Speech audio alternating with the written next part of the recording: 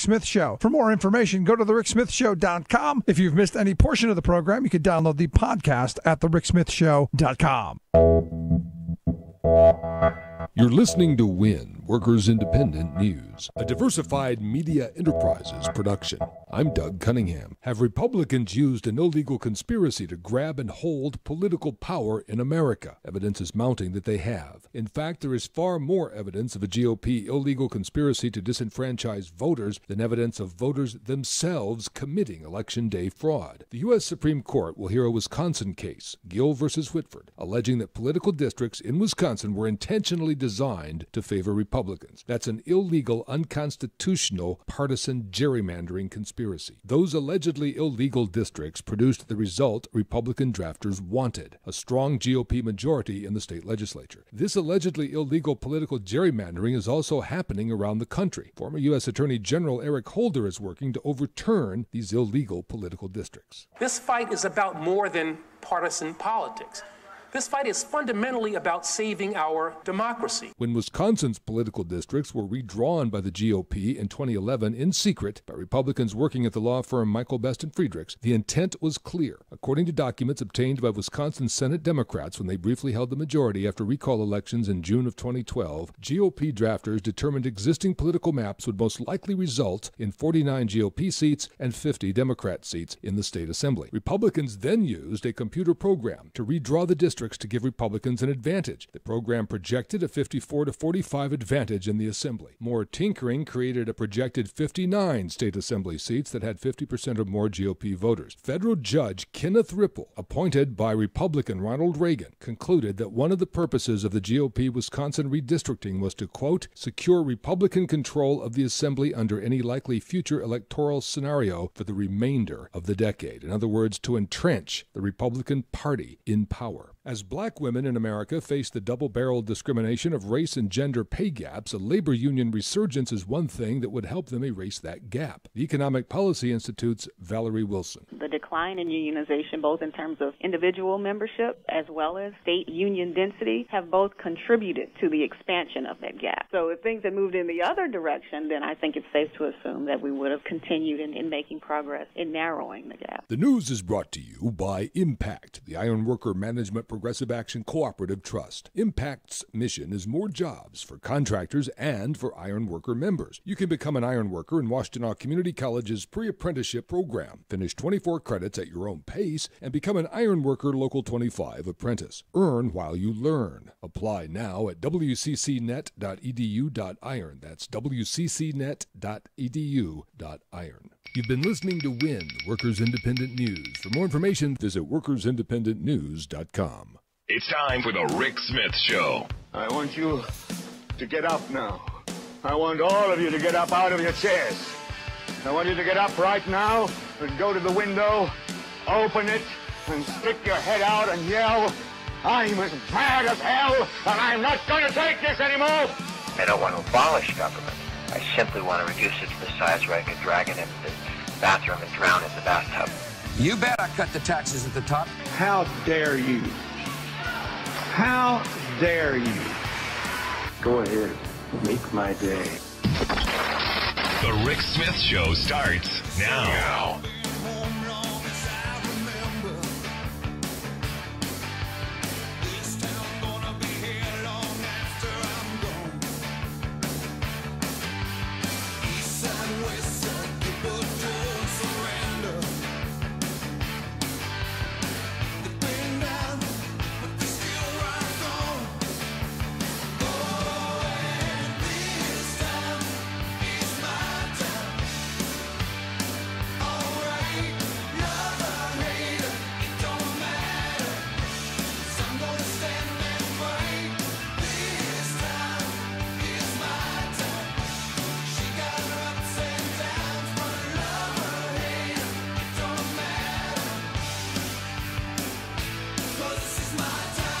Welcome, brothers, sisters, working class heroes. This is the Rick Smith Show.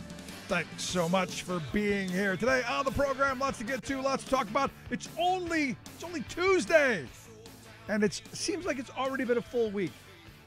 Doesn't it already seem like there's been enough insanity coming out of Washington, D.C., enough craziness, enough uncertainty, well, enough chaos?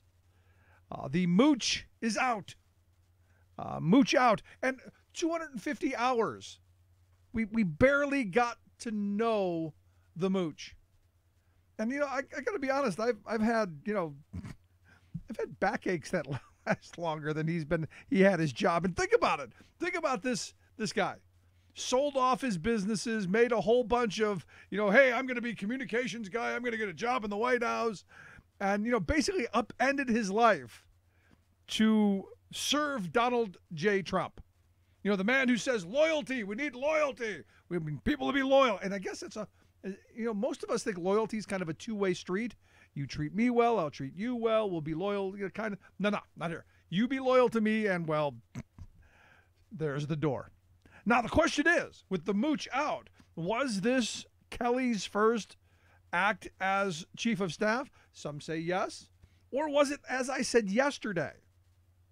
Because, look, everybody knew Mooch was not long for this world in that communication spot. And I said, look, the fact that Mooch got much, much higher ratings, much bigger headlines, to me, that's what really was the bottom line. You can't outbill the top billing.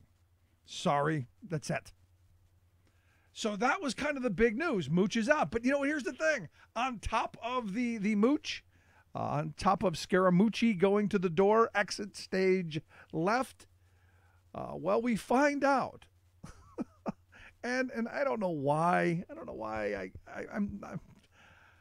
We find out that the president himself, Donald J. Trump, or I forget what the name he used when he faked being his own communications director to do some PR for himself. I gotta remember what his name was. But Trump himself personally evidently dictated Junior's response. You remember the emails, the Russian lawyer, the big meeting back in June of 16 where he said, I love it. We're going to get some dirt on Hillary Clinton and it's going to come from the Russian government. I love it. Well, it turns out Donald J. Trump himself personally dictated the response that Junior gave, which was, again, not a really great one. Now understand, Junior's lawyers wanted to tell the truth, the whole truth, nothing but the truth. But you had Papa Trump overruling them. And I guess, why are we not surprised?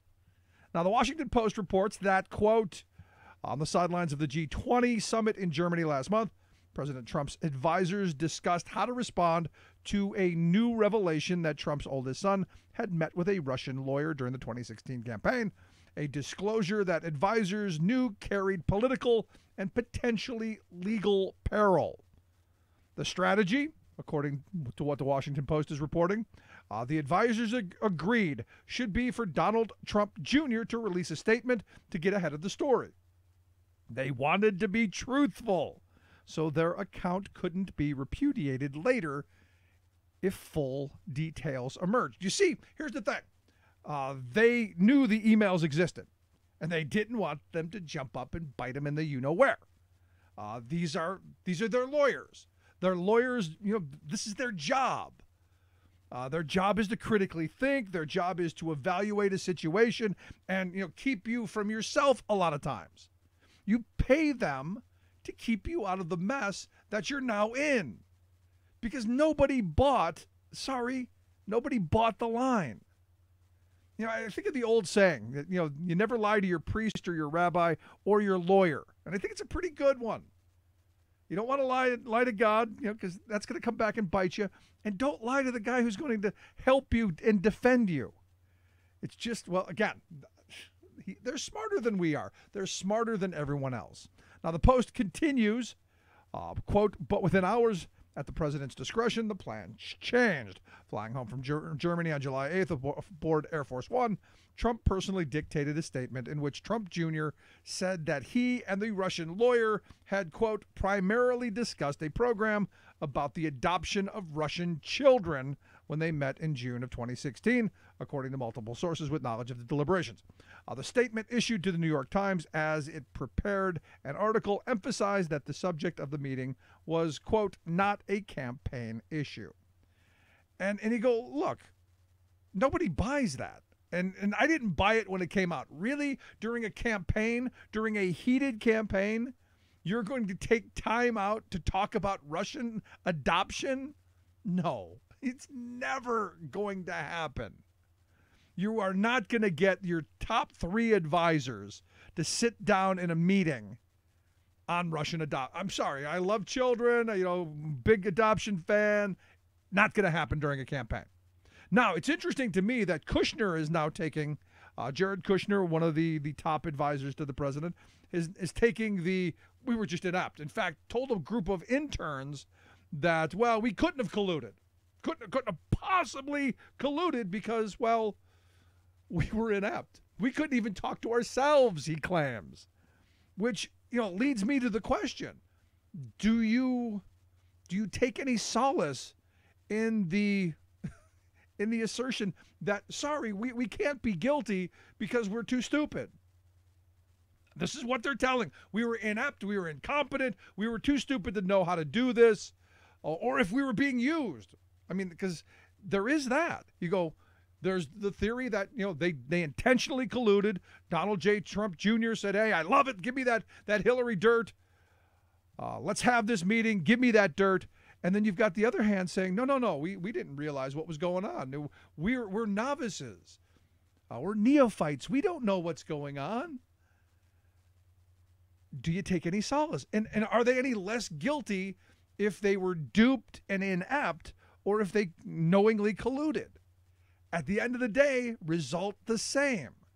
And this is where I keep coming back to the leadership of this administration. And the scary part is I can actually see that they would be inept, but their blind ambition and their ineptitude, a dangerous combination. And what's bizarre to me is I have so many people on the far right and the far left saying, no, there's nothing here. This is a big, giant nothing burger. No, there's something here. And it's much bigger than just, one meeting. It's the collusion of not just this campaign, but of the wealth classes of both countries. Not just to usurp our democracy and their whatever you want to call what goes on in Russia. It's about control and domination and about, well, more for them and less for everybody else. So to me, it doesn't matter. Were they naive and inept? I don't care. Stupid. I remember my mother always told me, ignorance is no excuse. And if you go to court, you say, gee, I didn't know. What's the judge going to tell you? Ignorance is no excuse. Ignorance of the law is not an excuse. You're still guilty. And the same rules that applied for me as a kid growing up in a housing project have to apply to the person sitting in the White House. Or this whole experiment, this whole thing doesn't work. If we have laws for rich people and laws for poor people that are different, there's a problem. And what's interesting to me is you have folks who are willing to overlook all of these Russian ties. And they are many and varied. But at the end of it still comes back to the money. It comes back to the green. And the kleptocracy that we're seeing right before our very eyes. As you've got a president who, as the outgoing ethics guy said, is making money off of being in the White House. Selling properties, renting out stuff, big cash cow. Love to hear your thoughts. Does it matter to you? Does it matter if he's inept? Does it matter if they colluded on purpose? I think a combination of both. I think the worlds are so fluid that they didn't even know. But they were still moving in that direction. Love to hear your thoughts. Rick at thericksmithshow.com. Going to take a quick break. Right back with our good friend David Yankovic. Stick around. This is The Rick Smith Show. We're working people. Come to talk. Disorder in the house. There's a flaw in the system. And the fly in the ointment is going to bring the whole thing down. Floodgates are open. We've let the demons loose. The big guns have spoken.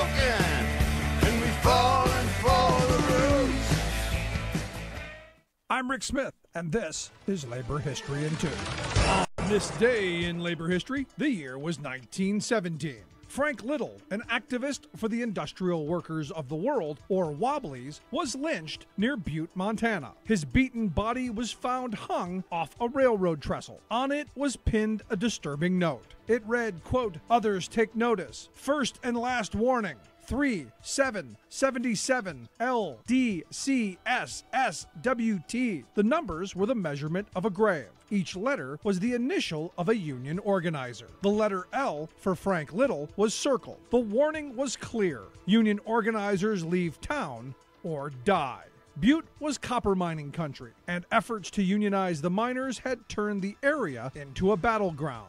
Frank had arrived that July to help in the efforts to support striking miners. Frank Little was a leader of the IWW with experience organizing free speech campaigns, lumberjacks, and miners. Although not much is known of his early life, it is thought his mother was Cherokee and his father was a Quaker. He organized the wives of the miners to join in the pickets and helped build solidarity between the multiple unions that organized in the area. The Anaconda Mining Company took note of his presence, but could not find a legal means to stop him. Then, early on that fateful day, men came to his boarding house. They claimed they were police officers. They gagged Little and stuffed him into a car. They beat him and drug him through part of town tied to the car bumper. And it was at the county line where they hung Frank Little's body. News of the atrocity spread far and wide. Thousands attended the funeral. Not surprisingly, the authorities never found his murderers. Some doubt they ever tried. For more information, go to laborhistoryin2.com, like us on Facebook, follow us on Twitter at laborhistoryin2. Okay, yeah, throw him out. Throw him out into the cold. You know, don't give them their coat. No coats. No coats. Confiscate their coat. You know, you can't win. By the way, just to finish, I had one word left, Iraq. I'm out in the cold, body and soul. Yes, throw him out the cold. Get rid of him. Obviously talking about Anthony Scaramucci. Some friend, man, some loyalty. 250 hours in the job. And to the cold with you, to the dark side, to be banished. And good. Look, you know, for the guy who talks loyalty, wow. That's all I can come. That's all I got. Wow. Absolute wow. And look, while all of this chaos and this insanity and all this stuff is going on, the hope is that, well, the Democrats get their you-know-what together and start taking these people who put Trump into power out, start getting these Republicans out of Congress. And look, good news for the Democrats, if they can capitalize on it. The latest fundraising figures are in, and it looks like Nancy Pelosi, as head of the Democratic House, has raised close to $26 million. That's the most that she's been able to raise over a 2-year period. The last time she was able to raise a huge chunk, $14 million 2 years ago. For the DCCC. Look, there are people who are going, hey, we need a change. We need to take the country back. And here to help talk us through some of this, maybe give us some thoughts on the Mooch, our good friend David Yankovich. David, thanks for taking time for us. Always, Rick. How are you? I'm good. So what do you think? What do you think about the Mooch? I think that I've been in meetings longer than he's been employed. And it's one of those things where, you've got a president who talks about loyalty. And what message does this send? Because there's thought that, well, on one hand, maybe this was Kelly being chief of staff, first day on the job, this was him cleaning house, or the other side, Trump was just ticked that Mooch was getting the headlines. Well, I mean, the one thing that I've learned about Trump is the biggest offense to him is to become bigger than him, and all the headlines, all the news, everything for the 5 days that he was communications director was, his grandstanding. And, I think that soured Trump and he got rid of him. But, you're talking loyalty and everything else. And, Spicer resigned ahead of this guy coming in. So he not only lost Spicer, but he also lost, he lost this dude as well. It is what it is. We're seeing a president, no loyalty to anyone. No, I mean, I barely doubt if he's loyal to himself, which is weird. But here's the thing. I mean, you look at what, and, you talk about loyalty, no loyalty to the party because, he's throwing arrows at the Republicans for not getting the repeal and replace done. And look, he hasn't come up with a plan. He's done almost nothing to help move their agenda forward, as bad as their plans are. And thank goodness they haven't done anything on it. But, it's interesting to me that they just keep throwing arrows. He keeps tweeting arrows at the Republican senators. Well, Donald Trump's the Elmer Fudd of presidents. I mean, he definitely has no idea what the hell he's doing. I mean, that much is clear with everything. But the scary part of that is North Korea just tested its second ICBM this month, and they're getting closer to being able to strike the United States and doing all that. I mean, maybe it's a blessing that he's focused on his own party rather than international relations. But he's definitely asleep at the switch. There's I talked to Republican aides that have said that he put no effort whatsoever into any kind of health care, anything like that. Their next big thing is going to be tax reform, and Paul Ryan just bet with everybody on that one. They're going to try pushing that as well. But totally asleep at the switch. He has no idea what he's doing. Are you surprised that the Republicans are, a good number of Republicans are saying healthcare is done? We're going to move on. We've got to get a win. Are you surprised by this? I mean, in your state in Wisconsin, you've got Ron Johnson saying that no, we can't. We've got to work on this. But you've got a good number of the Republicans saying nope, time to move on. I think that's a good message for Democrats to latch on to. The Republicans are starting to see the numbers that we're raising. When I was running for Congress, between Randy and I, was timing the amount of the last person that ran for a year in 1 month, in less than 3 weeks, actually. You have numbers like Nancy Pelosi's pulling in across the country. Democrats never ran the numbers that they're pulling in. Of course, the Republicans are getting nervous. They're starting to see like, oh, we're in trouble here now. We have to actually do something. So, they're going to try to pull back. They'll probably come back around to it again because that's what they do. But they're looking at a 2018 that's going to be a bloodbath if they continue on with the BS that they're doing. I mean, and for me, the reality is the other part of this is, the tax reform that they're talking about, and I call it tax deform because there's nothing really positive in this. I don't think this is going to help them next year anyway, because, what I have seen so far, and, maybe there's going to be some great, tremendous tax plan that, Trump's got in a drawer somewhere. But from what they've already proposed and what their ideology tells me is that we're talking about more tax breaks for businesses, more tax breaks for the very wealthy, and, deep cuts to education, infrastructure, social programs, the safety net, more for them, less for us. Well, I mean, this is what scares me about the tax plan. We have this amazing, beautiful resistance that has risen up and has really stopped them on all their major things. And I mean, it's been great. But tax reform isn't healthcare, and it's not as interesting. It's not as sexy. It's not any of those. Yeah, it's wonky. And I'm really afraid because this is Paul Ryan's baby. I'm really afraid the Democrats are going to fall asleep at the switch on this one. And this is actually just as big as healthcare because going to do and fail the healthcare vote, you can still cut medical programs through tax reform. Right. No, So I mean, if you look at so- the Trump budget, they wanted Yeah. to cut, was it like $800 billion from Medicaid, which would completely undermine the Affordable Care Act and would, throw Granny to the curb out of the nursing homes.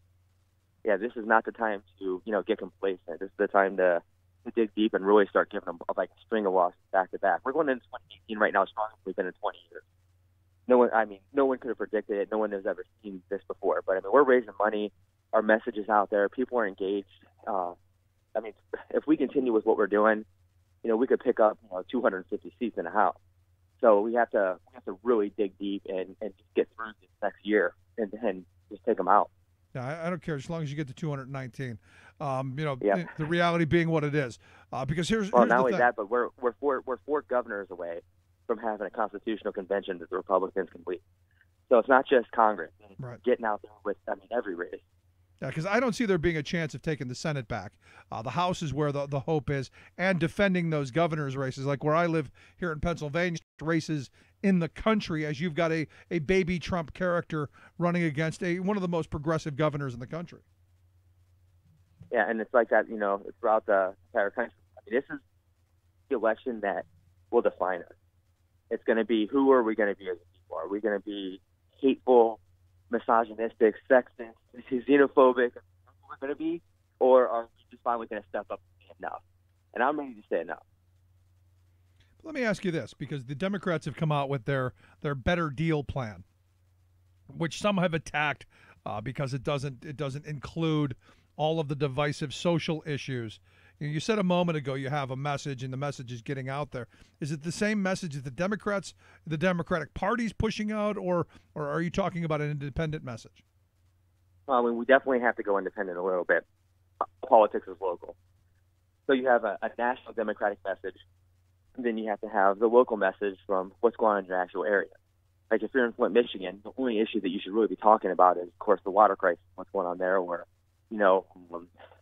it's all local, no matter where we're at, So, I want to make sure that the party nationally has a strong message of what they're standing for, but also locally, the politicians have issues that matter that are impacting people, and that's how we effectively win. You can't just go on one overarching message of unity where we're not Republicans. God, I hate that message. Yeah, I'm with you. We're less bad. Vote for us. We're less bad. How about we're the party of ideas? How about we're the party of acceptance? We're the party of everybody. Everything included. We fight. We show up to town halls. There's so many better messages than just pointing at the other side and saying, "Yeah, we're not them." No, I mean the reality is, look, Trump ran on a populist message, ran on a very successful message of we're going to make your lives better, and yet what we've seen come out of this White House has been nothing but chaos and division and insanity. Nothing moving us forward. No major pieces of legislation. No policy. In fact, the American people are looking at what they've put forth, the health care bill, and they're repulsing. So this is, to me, is an opportunity for not just the resistance, but also the Democratic Party to take up that mantle of populism, and that is, we are going to make your lives better. In fact, Trump just tweeted out today that corporations have never been more popular, have never been more profitable. Never made more money. The Dow is going to hit, great records and all this. And my thought was, okay, well, that's great. Great for them. When does it help working people? When does it make our community stronger and better? In the old days, you had the Rockefellers and stuff, too. It's not new to have companies making money. What you want is the middle class to be making money so that the economy grows. The trickle-down never works. That's the most stupid thing that I've ever heard. Basically, you're in the middle class, you're in the lower class. You get the crumbs of the rich. It's ridiculous. I mean, but the weird thing is someone bought that. I mean, as a society for almost 40 years now, we've bought that nonsense that if we give more tax breaks and we give more to the wealthy, eventually something will drop down and knock us on the head. Yeah, I think that's more of a lack of a democratic message than it is of people just being boneheaded stupid. I think that, when Donald Trump we'll use Wisconsin as an example. They had 6 mobile operations traveling into cities, presidential candidate years. I know that like Russia happened and influenced things. I know there's a lot, but there's also a lot of things he did well during the campaign that the Democrats aren't capitalizing on and doing the same thing. So, who are people going to believe in these middle of nowhere places? Are they going to believe the guy who came and shook their hand and looked them in the eye, or are they going to believe the talking head on TV? Yeah. So, we have to put the work in. We have to get on the ground, and we have to, start engaging with people in places that we usually don't go to if we actually want to come back. And I feel good about it. I do. Well, I hope so, because look, if the Democrats can't win with the environment that's going on right now, which is absolute chaos, which is self-inflicted gridlock, because look, the Republicans control all the levers of power. They can pass their agenda. It's so bad that they don't want to go back to their constituents and go, yeah, this is what we did. This is why you voted for us. Isn't this great? Yeah, the Democrats right now, the party, the Democratic members of the people who vote, they're doing amazing. The party somehow went back 20 years in the last 8. And, technology we're behind, our messaging we're behind.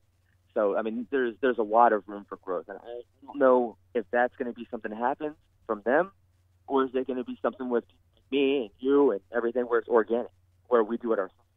Because the party, really, their only job is to get people elected. It's supposed to be a force to help, get officials elected to office. My job, is to try to find every means possible to strengthen the party, to, kind of assist them in doing that. So I don't know if the Democratic Party is going to show up, but I do know that we're showing up. And with that, we can take the party. Yeah. Again, as I keep saying, on both sides of the political divide, please, my Republican friends, take your party back where somewhere near sanity. I'm not asking for full sanity, just somewhere near the sanity line. And Democrats, take your party in the right direction as well. Get involved, get activated, and move in a right direction instead of where we've been heading, which is you've got the Republicans who are in the pockets of the very wealthy, and the Democrats who have historically been going, hey, well, we're not them. Vote for us.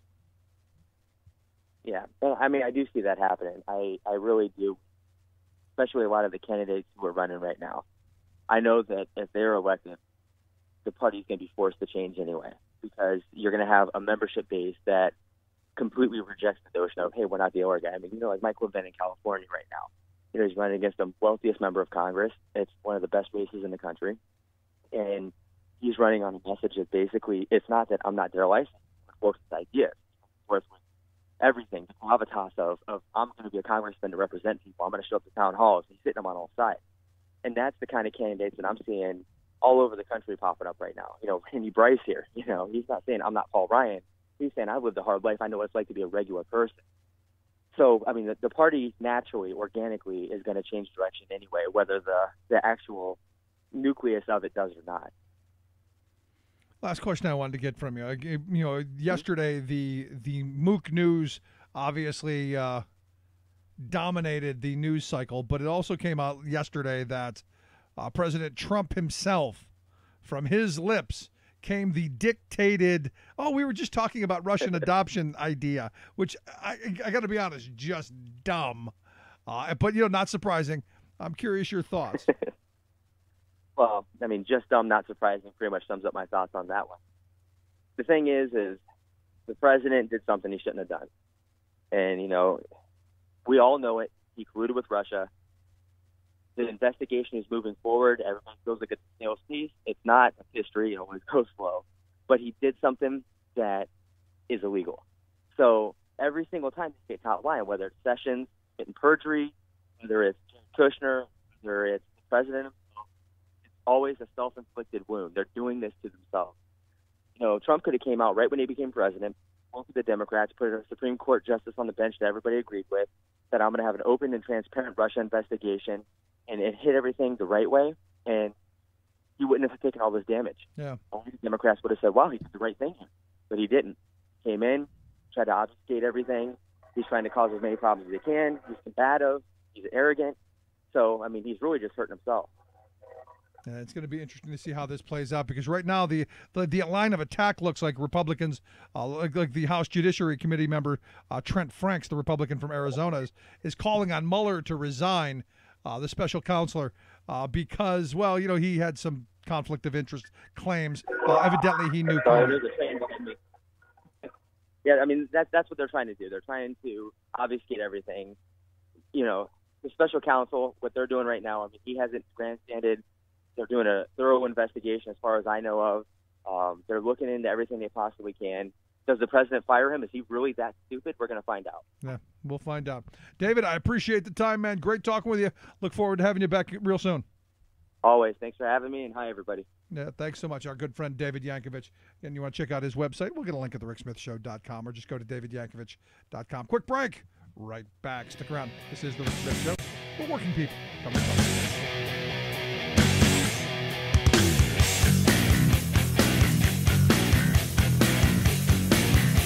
Listening to The Rick Smith Show.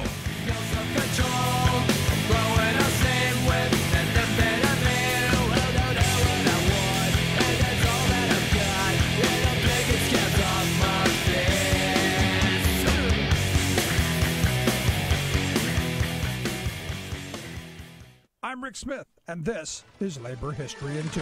On this day in labor history, the year was 1938. At 8:30 in the morning, union members gathered at the port of Hilo, Hawaii. They were there to protest the docking of a ship with non-union workers, the SS Wailea. The workers came from many unions, including the international longshoremen and warehousemen. 1938 was an intensive year for organizing on the Hawaiian docks. Estimates of crowds of workers gathering that day were as many as 800. The workers chanted, "The more we get together, together, together, the more we get together, the better we'll be." They were met by police who used tear gas, fire hoses, bayonets, and bullets to break up the peaceful demonstration. Harry Kamaku, a Chinese Hawaiian labor leader, recounted what he saw, saying, "They shot us down like a herd of sheep. We didn't have a chance. The firing kept up for about 5 minutes. They just kept pumping buckshot and bullets into our bodies. They shot men in the back as they ran. They shot men who were trying to help wounded comrades and women. 50 people were injured due to this brutality. Fortunately, no one lost their life." The events at Hilo became a rallying cry for workers throughout the islands. Joe Kiali Alio, a longshoreman from Honolulu, recalled, "Now these guys would come down here from Hilo, and they would mingle around, and they would talk to us. They shared what they witnessed that day on the docks, and then challenged the Honolulu workers to join the fight. The workers from Hilo said, the Honolulu port has to organize. We can't do it alone." The University of Hawaii's Center for Labor Education and Research has developed a documentary about the events at Hilo as part of their Rice and Roses series. Labor History in 2 brought to you by the Illinois Labor History Society and The Rick Smith Show. For more information, go to laborhistoryin2.com, like us on Facebook, and follow us on the Twitters at Labor History in 2.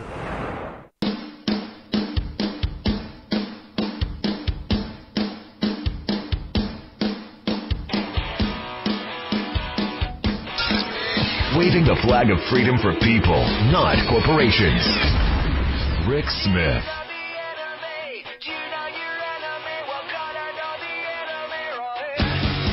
Well, the propaganda machine in full tilt boogie, man. Look, you've got this propaganda machine out there that, owned by the wealth class of this country. Our media, thanks to Bill Clinton, thanks to Ronald Reagan, has been consolidated into the hands of the very few at the expense of the rest of us. And look, alternative voices are hard to be found.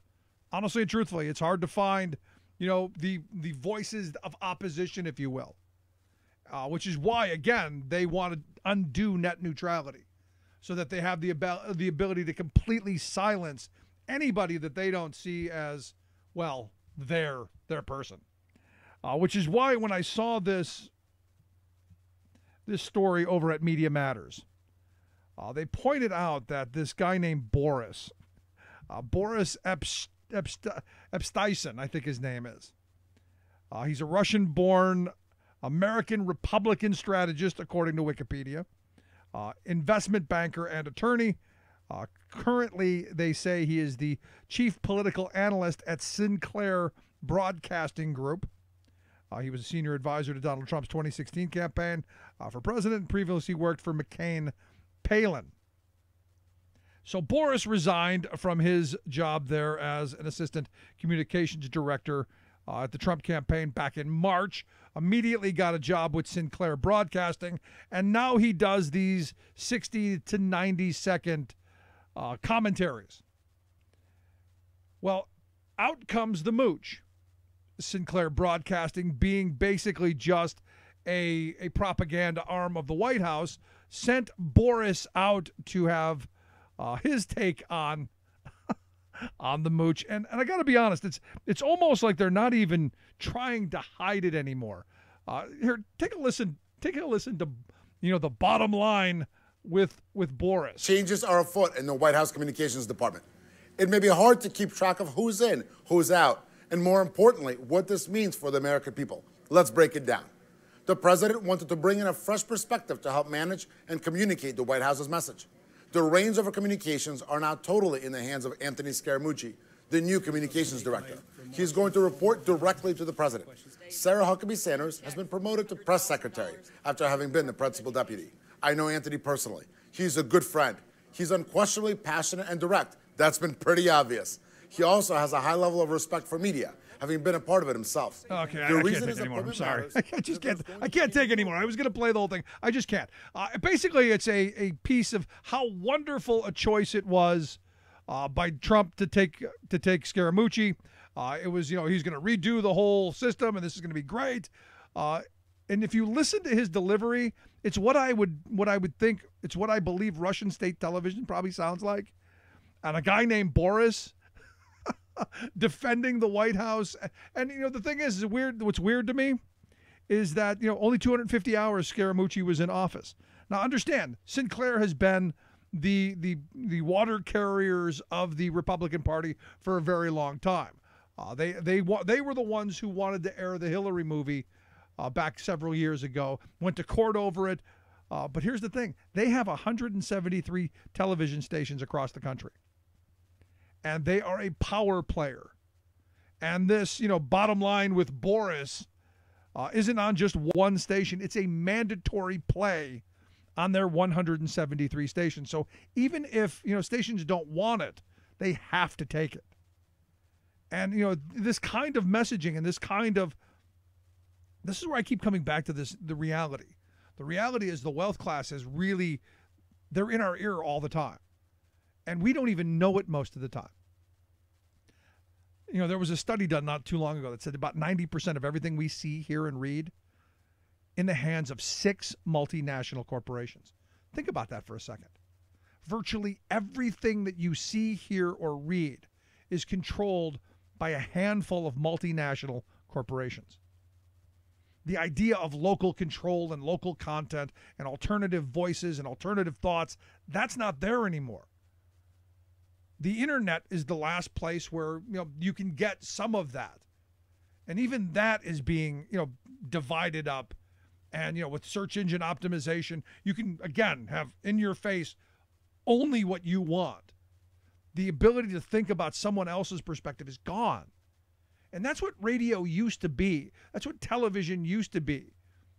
I'm not a huge fan of the fairness doctrine, but it did at least provide an opportunity, a platform that there were, competing messages and that you could lay them out. Now it's not even that anymore. Our media is owned by the wealth class of this country. That's simple. The wealthy own our media. So to hear Trump go, oh, that liberal media. What liberal media? What are you talking about? They're the corporate media. At the end of the day, they push the corporate message. Just because they don't bow down like Sinclair does and kiss your royal behind doesn't mean that they're liberal. It just means that for that moment, they're not stupid. Because here's the thing. Bottom line with Boris was run all across the country on how great it was that Scaramucci was going to come in and he was going to clean house and he was going to straighten everything out, only to be gone in 250 hours. It kind of leaves you scratching your head. What it should actually leave you doing is being very afraid of what you see and hear and very critical of what's being put in front of us all the time. So there you go. Boris. I mean, is it me or is it just lots of ties back to Russia? Just saying. Just saying. Let's take a quick break. When we come back, talk media news. Stick around. This is the Rick Smith Show for working people.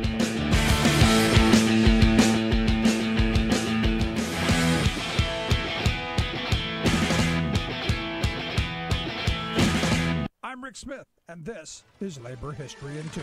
On this day in labor history, the year was 1934. That was the day National Guard troops in Minneapolis raided Teamsters Local 574 headquarters. Over 150 were arrested, including top strike leaders Bill Brown and the Dunn brothers, who were imprisoned in military stockades. Troops also seized union records and files. They then raided the Central Labor Union and forcing out dozens of area labor leaders. The Teamsters had been battling the trucking bosses and the Citizens Alliance throughout the spring and summer in what would be a turning point for industrial organizing. Finally, drivers agreed to a tentative settlement, but the bosses rejected any deal, refusing to negotiate with Reds. Farmer Labor Party Governor Floyd Olson declared martial law the next day. 4,000 troops arrived, issuing unlimited military permits to scab drivers. By month's end, over 7,500 scab trucks were rolling throughout the city. Local 574 4 challenged the martial law, demanding that peaceful picketing and open-air meetings be reinstated. They also wanted troops withdrawn from the city, and they wanted all truck movement halted for 48 hours. When Olson rejected these demands, a mass rally was called for the 31st to mobilize strike support. 25,000 turned out to the parade grounds cheering strike leader Bill Brown, who declared, quote, "The Farmer Labor Party is the best strike-breaking force our union has ever gone up against." Historian Brian Palmer notes, the loudest and longest applause was reserved for Albert Goldman, who thundered, quote, "If we submit without a struggle, then we deserve the fate of submissive slaves. We cannot, we dare not submit. We call upon the workers, organized and unorganized, to clench their fists, shout defiance of the bosses, and struggle until victory or death."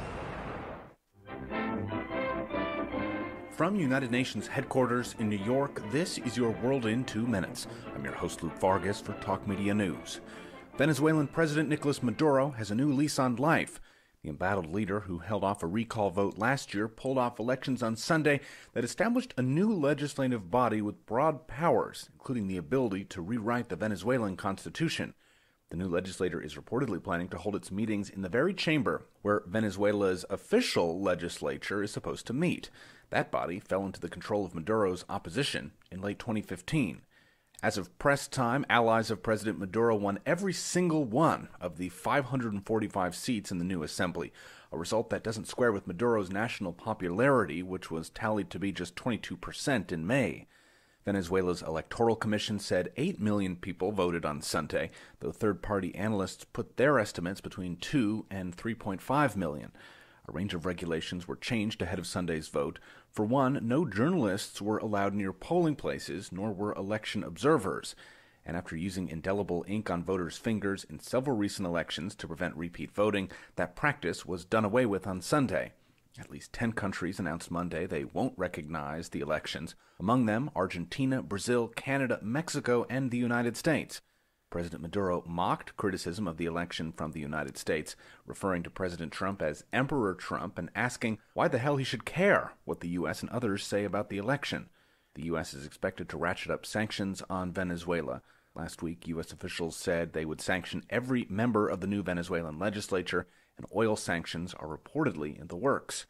Venezuela exports light crude oil to the United States, where it undergoes refining before being re-exported, and that trade could soon be prohibited. For more global news headlines, visit TalkMediaNews.com.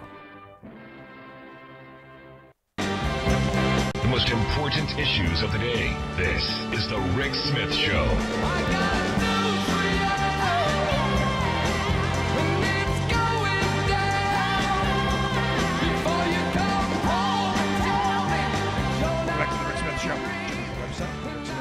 RickSmithShow.com. Bob sent me a email during the break, said the Boris quote, thank goodness you turned that off, cannot tolerate Russian state media. But look, you know, Bob, the reality is it's not Russian state media. It's Sinclair Broadcasting. 173 stations across the country. That's power. To be able to throw someone named Boris out, who is a Trump apologist, doesn't matter. Doesn't matter. Sinclair Broadcasting is always going to be on their side. Anyway, let's find out what's going on around the world and in Washington, D.C. I've got Bob Ney, Talk Media News. Bob, thanks for taking time for us. Oh, thank you, Rick. So the Mooch is out. Yo, Mooch. You know, maybe it's just me, but being called a Mooch was not something that, as a kid, I would have wanted. Right.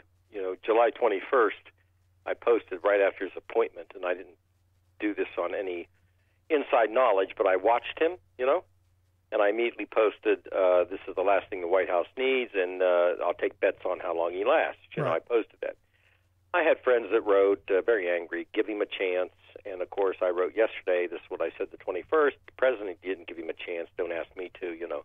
But the whole point of this guy, right out of a Michael Douglas Wall Street movie, arrogant, just horrible, absolutely terrible. After that, I talked to 3 people who I know, one being of the Democratic side and 2 on the Republican side, one being a friend of his, and there was not one good word. At least most of my friends can say 50% good about me, you know, nothing. the guy was a nightmare train wreck. He wasn't a placeholder, by the way. He was brought in to last. Wow. This wasn't a placeholder. Again, the best and the brightest. Is this the best and the brightest? Oh, Rick, though, entertainment value, this tops the last 100 years in entertainment value, which is comical but not funny of public policy in the country. This was insane. Yeah. This guy was, where are their minds? And then he came in and he didn't have the guts really to just go fire people. He had to leak things. And then, of course, his tape made Trump's look like Disney movie. Not tape, but his comments. So why did they fire him? Is this because of Kelly, or is this because, as I said yesterday, that it's because he was getting better headlines? I actually think Kelly, because Kelly just couldn't, there's no way he could survive and tolerate this guy. This guy was going to go after him. This guy is a narcissistic. Look with his estranged wife, and I'm not trying to get all personal in here. Divorces are two-sided, but my goodness, tweeting her when their child's born, and blind ambition. It's really. You look at all of the Trump characters. The blind ambition seems to be front and center, and because I've been asking the question for a long time: does it matter if they colluded with Russia, or if they were just inept? We know that there was some involvement. We know that there were meetings. We know that there's a lot of a lot of exchange. Does it matter if they knowingly colluded or if they were just inept and political neophytes? I think it's a combination of all kinds of things. The only thing Trump has going for him right now is the Congress, in the sense of they're so out of order that it's not even imaginable. But his agenda is stalled. The way he got there and what he stood for is stalled. And if Kelly is allowed to harness the family, because Huckabee Sanders was asked that. Right. I think she handles herself pretty good, by the way, compared to what was going on with Sean Spicer. But Rick, if her statement's correct that everyone, quote, in the White House is under Kelly, that means there had to have been a discussion. I can't imagine Kelly taking the job without putting the facts out there. Without having the general's kind of control. Right, you got it. He's a general. He's a retired general. Yeah. He was head of Homeland Security. He's not going to be like begging for a job. He has to have this, or he's just going to melt. Well, let me ask you this. Because you said he can't get his agenda passed. I question the fact that I don't think they even have an agenda. Well, they know what brought them there. They know, trade bills, manufacturing. Okay, where is that? The first thing you go after is taking health care from 23 million or 15 million right. people, or whatever number you want to use. That's the first thing you go after? Well, he wasn't even owning that one. Mitch McConnell owned that one, but now Trump is threatening to own it. I don't care what he does with members of Congress. I could care less. That's all smoke and mirror anyway. But, threatening to take away the subsidy, well, then he owns the demise of everybody's health care if he does that. I can't believe he would be foolish enough. I would throw this right back to where it belongs, which is on the lap of the Republican-controlled Congress. Are they going to continue to go after this? Because, look, at the end of this, they're not getting anywhere. Do they continue to come out with bad idea after bad idea after bad idea and keep themselves mired in gridlock, or or do like McConnell said, you know what, we tried, we voted, we're moving on? Well, they can't move on. They can't. Now, if they want to, let me just give a hypothetical here. Let's say they want to work on tax relief or whatever that will be, balancing the nation's budget, and let's say 2 other agenda items, all right? Let's say 4 items.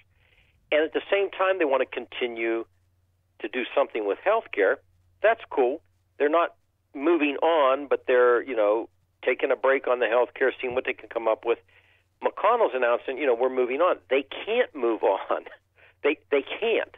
They can, but this will turn into the most major migraine for them, because this bill is going to continue to implode for various reasons prior to the next election.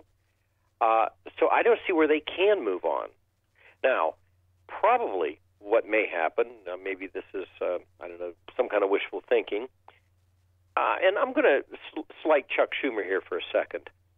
Chuck Schumer, I don't think has a whole lot of interest in bailing the Republicans out of this boiling pot. No. All right? But I think there are Democratic members and Republican members, not a whole lot, but enough on both sides that will sit down and say to the two leaders, we're going to smile at you, you're our leaders, but we're going to put something together, whether you guys like it or not, I think. I mean, because there's got to be some middle ground to move this forward without going, we're going to repeal the whole damn thing and start over from scratch. Sure. There's middle ground. And I think that very well may happen, but they're going to have to defy the leadership, which I think they ought to do, because they're going to save the leaders from themselves. Right. You know what I'm saying? But at the end of the day, I mean, they ran on 7 years of we're ripping it out by the roots, Bob. It's all going. There'll be nothing left of Obamacare. There's nothing. We're ripping it out by the roots. Well, and then of course they didn't have the votes to do that, and then they didn't have the votes to tweak it or change it. I mean, they don't have the votes to do anything. Nothing. Yeah. Well, we'll see where this goes. And I'm with you. Do they move on to something else they can't do? Well, hit me. Yeah. I don't know. Let's move on. Okay. I want to get your thoughts on the Russian situation with the meeting and the evidently it was reported yesterday by the Washington Post that it was about adoption. Actually was Trump's idea. They, I don't know what is, complete truth, but the Post is saying they have sources within the White House who were there, I guess, on the airplane, when this was done. I don't think we'll ever know what Trump said to his son or how this came about. It might be just, quote, Dad giving son some advice, which is a lot different than Dad writing what happened when he wasn't there or how did he know. Again, if it were my kids in the White House, I would realize you've got to keep your family arm's length from a government office. You have to. And yourself. So you're not in favor of the nepotism? No, because, look, when I was in the Congress, and candidates would come in, right? And they would come in and they would introduce their spouse, and the spouse would take over the meeting and tell how they were going to run the office. I knew we were doomed from the beginning. Now, you can have family on your campaign, and I think they should be. Loyal family on your campaign, sure. That's fine. But not running the government office. That's a different world. You're asking for a lot of problems. There's a lot of leeway in the campaigns, a lot. But there's not as much leeway in government offices and service. Again, this is one of those things I think that most people don't know. And you having the expertise and the experience of having been there, you see this stuff. You have so many people who think anybody can be president. Anyone can run for Congress. Any idiot can do it. And it's not the case. I mean... Yeah, we're finding that out. Especially people that are, quote, business people, and they say, I'm not political, I'm not a politician. Usually they make the biggest mess of the office when they get in there. Again, we're seeing that front and foremost. Let me ask you one more thing before I let you go. Sure. The opioid addiction crisis, which evidently we're not pursuing, we're not going to spend a lot of money on. Report out that it's actually quadrupled over the last, 10 years, 15 years? True, and, 2 points on this, if I could. One, yes, it's from 1999 to 2015, it's quadrupled to 92 million adults. 92 million. 38% reported using opioids in 2015, 11 million individuals misusing them, and 2 million having a use disorder. I mean, this is catastrophic. On a personal note, I sponsor people in opioid addiction. I personally sponsor them. I know of 4 people personally that have died in the last year that I knew. It's an epidemic. It's everywhere. Kids are starting at the age of 14 with heroin. I mean, it is so bad, and these statistics are just telling what a lot of people have known for quite a while. And the government is going to have to engage in a very, very aggressive program, not just funding agencies, but funding addiction rehab recovery. Now, I know what people say. Somebody said to me yesterday, well, Bob, they made their bed. I'm not helping them out of it. Well, see what happens with that attitude, and then it goes down to kids. We don't have education. There's just a lot of It's horrific. That is horrific. It's something that we should be doing, and it's something I'd love to have you back on to talk about because I know you do some good work around it. Bob, I appreciate you taking some time for us. You too. Thank you. Thanks so much. Our good friend Bob Ney, Talk Media News. Quick break. Right back. Stick around. This is The Rick Smith Show.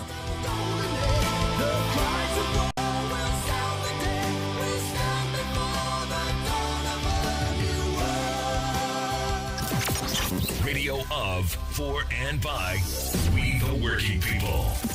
The Rick Smith Show. You're listening to The Rick Smith Show. For more information, go to thericksmithshow.com. If you've missed any portion of the program, you can download the podcast at thericksmithshow.com. You're listening to WIN, Workers Independent News, a diversified media enterprises production.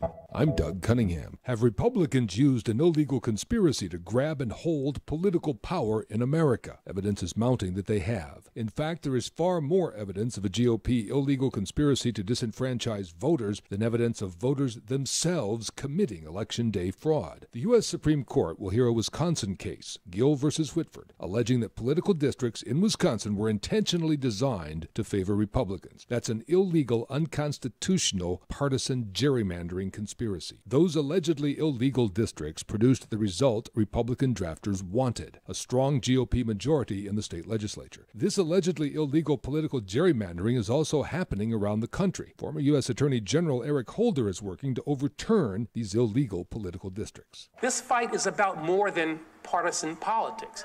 This fight is fundamentally about saving our democracy. When Wisconsin's political districts were redrawn by the GOP in 2011 in secret by Republicans working at the law firm Michael Best and Friedrichs, the intent was clear. According to documents obtained by Wisconsin Senate Democrats when they briefly held the majority after recall elections in June of 2012, GOP drafters determined existing political maps would most likely result in 49 GOP seats and 50 Democrat seats in the state assembly. Republicans then used a computer program to redraw the districts to give Republicans an advantage. The program projected a 54-45 advantage in the assembly. More tinkering created a projected 59 state assembly seats that had 50% or more GOP voters. Federal Judge Kenneth Ripple, appointed by Republican Ronald Reagan, concluded that one of the purposes of the GOP Wisconsin redistricting was to, quote, secure Republican control of the assembly under any likely future electoral scenario for the remainder of the decade. In other words, to entrench the Republican Party in power. As black women in America face the double-barreled discrimination of race and gender pay gaps, a labor union resurgence is one thing that would help them erase that gap. The Economic Policy Institute's Valerie Wilson. The decline in unionization, both in terms of individual membership as well as state union density, have both contributed to the expansion of that gap. So if things had moved in the other direction, then I think it's safe to assume that we would have continued in making progress in narrowing the gap. The news is brought to you by Impact, the Ironworker Management Progressive Action Cooperative Trust. Impact's mission is more jobs for contractors and for ironworker members. You can become an ironworker in Washtenaw Community College's pre-apprenticeship program. Finish 24 credits at your own pace and become an Ironworker Local 25 apprentice. Earn while you learn. Apply now at wccnet.edu.iron. That's wccnet.edu.iron.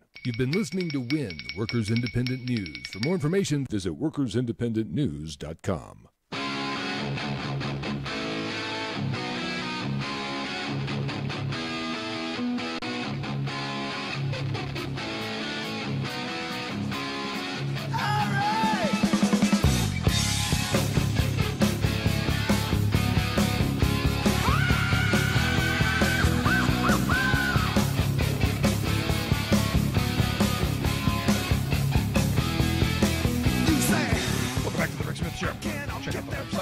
ricksmithshow.com. Questions, comments, something on your mind. You can email me, Rick, at thericksmithshow.com.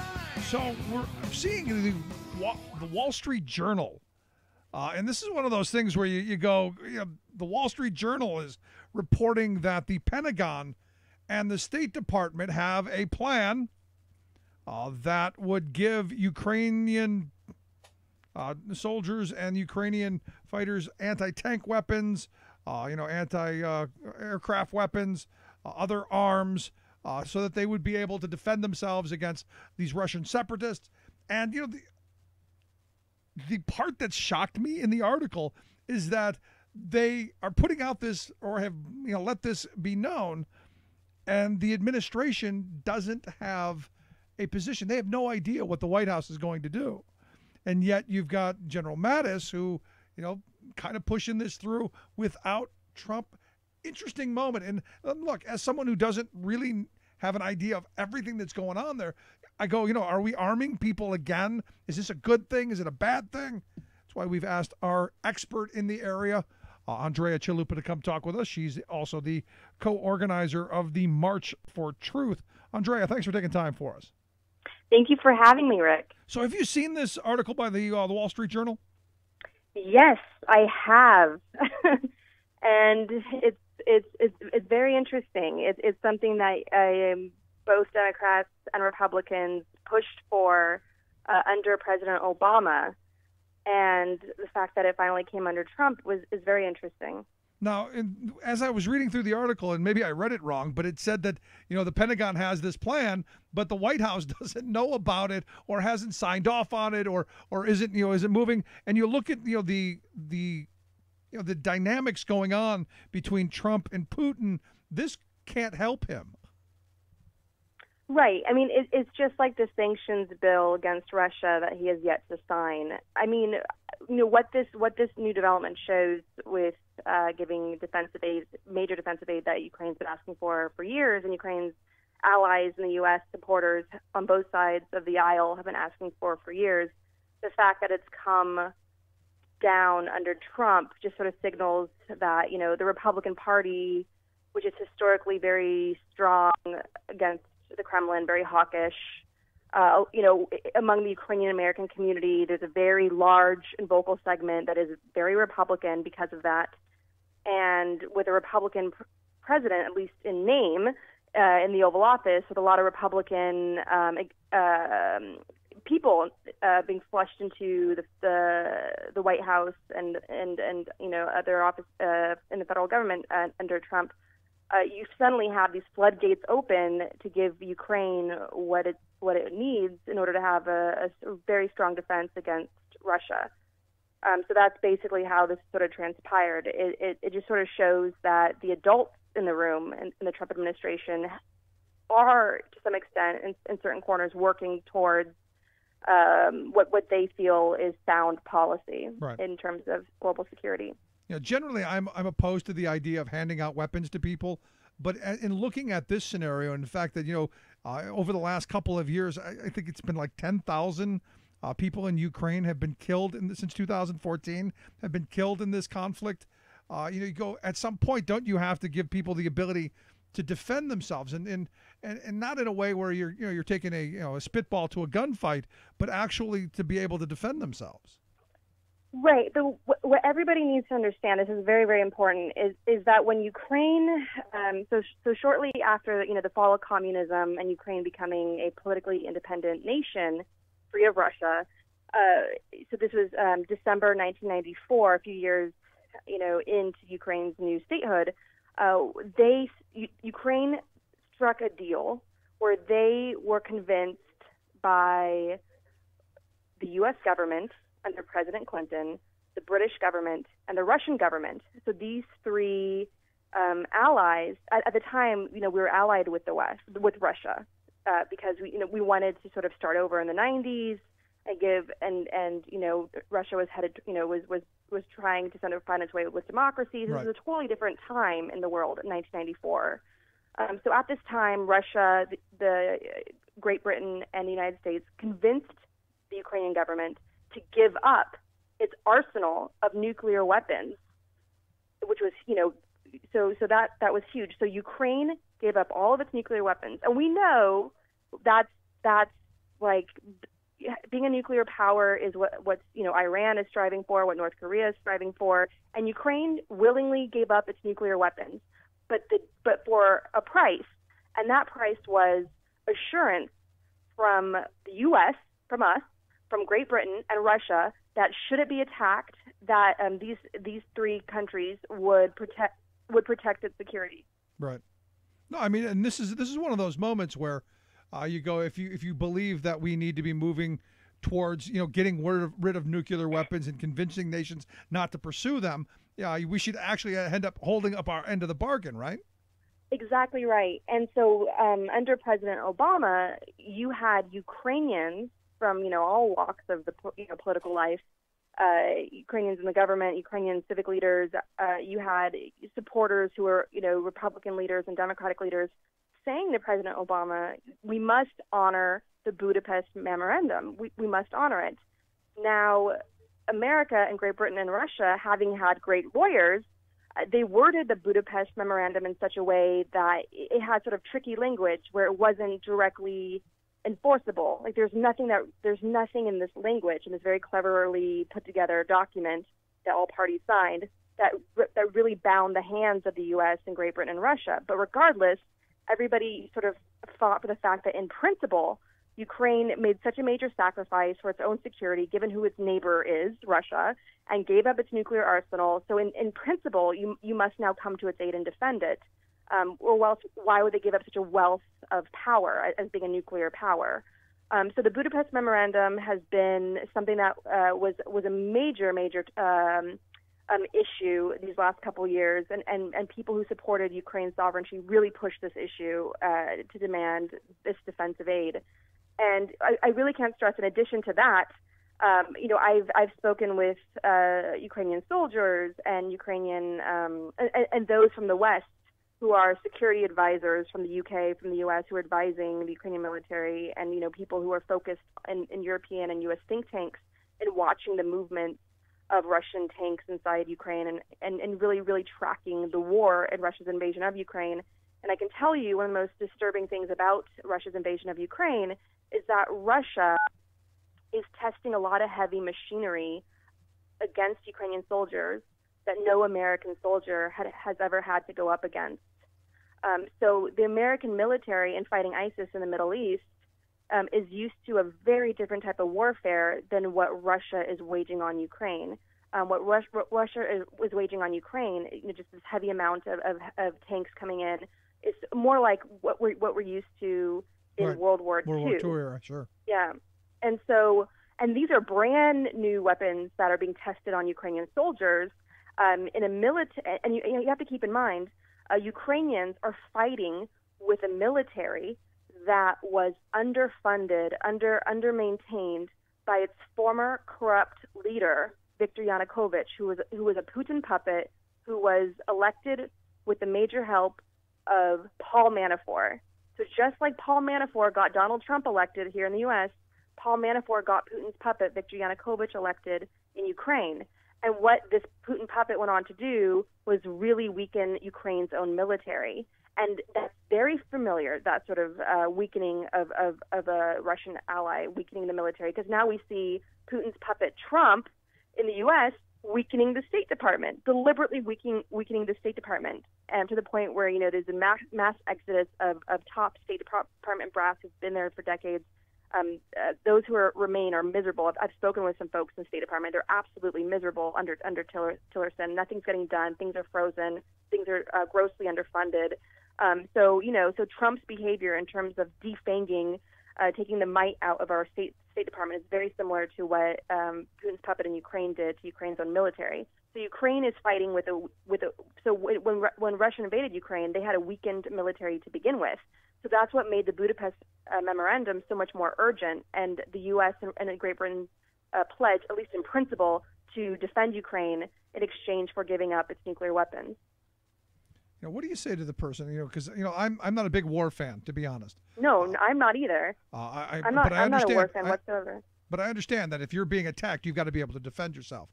There are voices out there saying we can't be part of this. No more wars. What we need to do is we need to send humanitarian aid, and we need to help with diplomacy and education. How do you respond to that?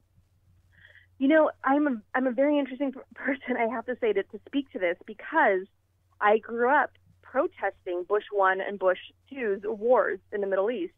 I knew war protests as a child. When I first met Medea Benjamin of Code Pink when she spoke at my university, it was like a religious experience. And I cried for many months after, describing the horrific slideshow of images of children maimed by U.S. bombs in Afghanistan. So I'm stridently anti-war. And what's been really fascinating and disturbing and a difficult experience for me is knowing Ukrainian soldiers on the front line, meeting them, watching their eyewitness testimony and video tapes and elsewhere, and seeing the images of Ukrainian soldiers squashed like bugs by Russian tanks. It's really sort of challenged my concept of you know what? If it wasn't for the military, we wouldn't have gotten the Nazis out of Paris. We wouldn't have gotten the Nazis out of Europe. And sometimes you can't be isolationist. Sometimes you do have to fight evil. And when I mean evil, I'm talking about Putin's Kremlin. And if anyone thinks that's hyperbole, then I will point you to an excellent panel at the Brooklyn Museum, organized by Penn International, where they featured writers and editors from Russia who risked their lives to publish. And when they were asked the question by their moderator, who is an American editor here in New York, saying, isn't it a little bit too much that we're kind of characterizing Putin as this evil person? And the Russians on stage looked at each other, and finally one said, you know what, sometimes it is black and white. And I can direct anybody to that link. We are fighting a very grossly imperialistic regime that has, in Putin's Kremlin, that has no choice but to go to war to distract its people from all the abuses that they inflict on the Russian people. So we have a very determined enemy in Russia, and it's Ukraine that is on the front lines of NATO. That's right the buffer state, right between us, NATO, and an aggressive, militarized, expansionist Russia. It's Ukrainian soldiers who are cannon fodder, who are putting their lives on the line.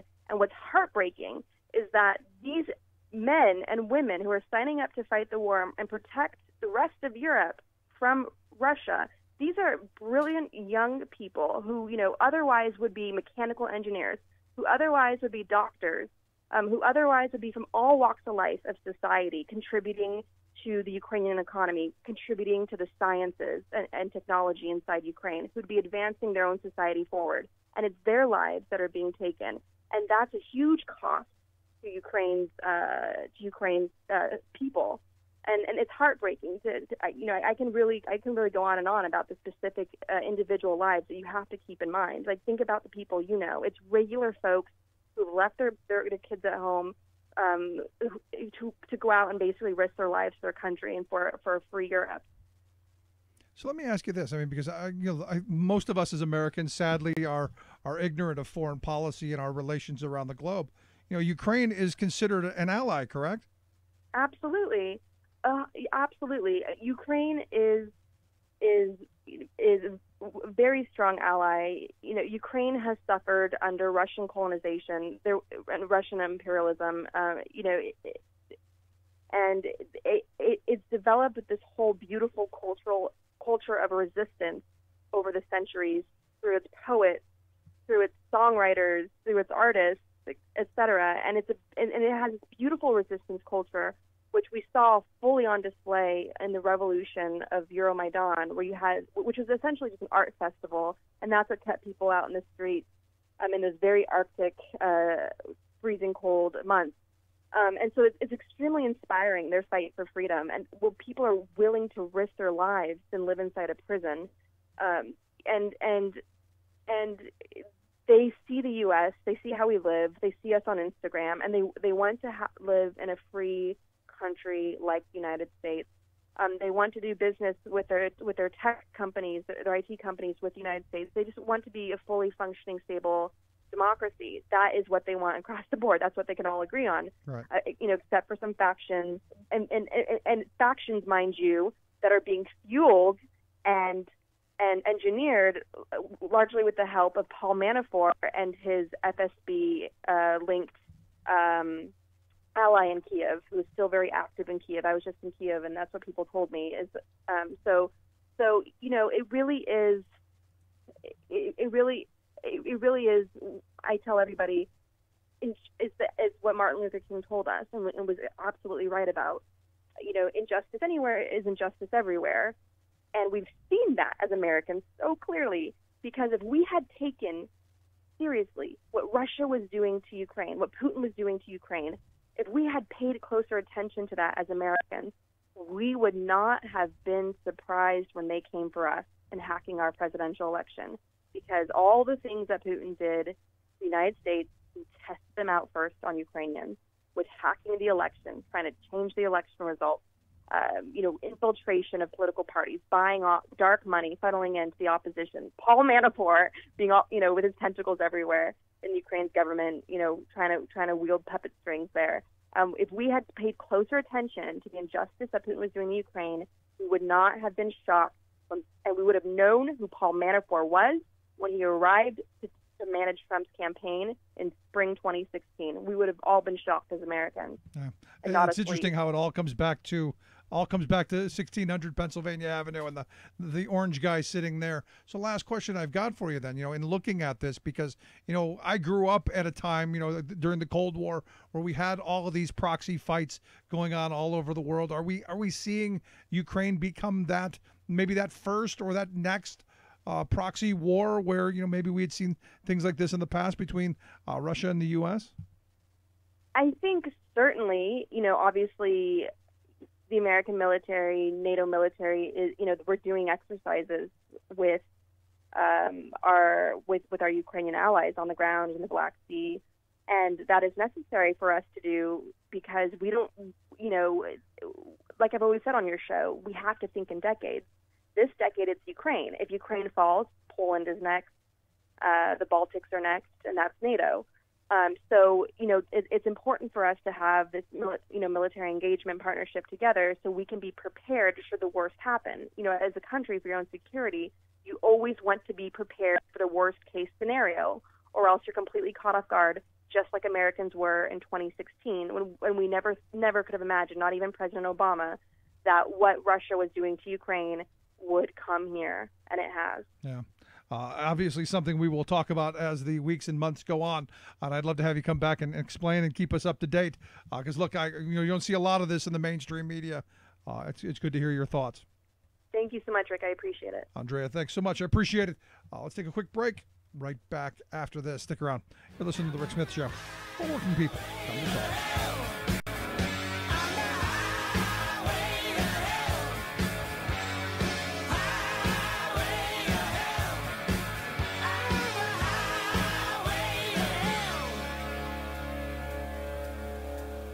I'm Rick Smith, and this is Labor History in 2. On this day in labor history, the year was 1917. Frank Little, an activist for the Industrial Workers of the World, or Wobblies, was lynched near Butte, Montana. His beaten body was found hung off a railroad trestle. On it was pinned a disturbing note. It read, quote, "Others take notice. First and last warning. 3777 LDCSSWT. The numbers were the measurement of a grave. Each letter was the initial of a union organizer. The letter L for Frank Little was circled. The warning was clear. Union organizers leave town or die. Butte was copper mining country, and efforts to unionize the miners had turned the area into a battleground. Frank had arrived that July to help in the efforts to support striking miners. Frank Little was a leader of the IWW with experience organizing free speech campaigns, lumberjacks, and miners. Although not much is known of his early life, it is thought his mother was Cherokee and his father was a Quaker. He organized the wives of the miners to join in the pickets and helped build solidarity between the multiple unions that organized in the area. The Anaconda Mining Company took note of his presence, but could not find a legal means to stop him. Then, early on that fateful day, men came to his boarding house. They claimed they were police officers. They gagged Little and stuffed him into a car. They beat him and drug him through part of town tied to the car bumper. And it was at the county line where they hung Frank Little's body. News of the atrocity spread far and wide. Thousands attended the funeral. Not surprisingly, the authorities never found his murderers. Some doubt they ever tried. For more information, go to laborhistoryin2.com, like us on Facebook, follow us on Twitter at laborhistoryin2. Radio of, for, and by we the working people. The Rick Smith Show.